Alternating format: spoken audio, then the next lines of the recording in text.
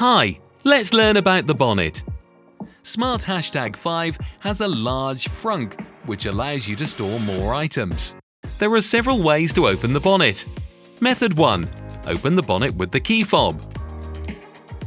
Method 2. There is a bonnet switch at the lower left of the steering wheel. Method 3. Switch to car model theme in the drop-down menu, tap the bonnet icon on the car model to unlock the bonnet.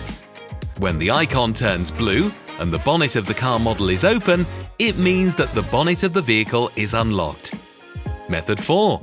Tap the bonnet icon on the left side of the drop-down to unlock the bonnet. Method 5.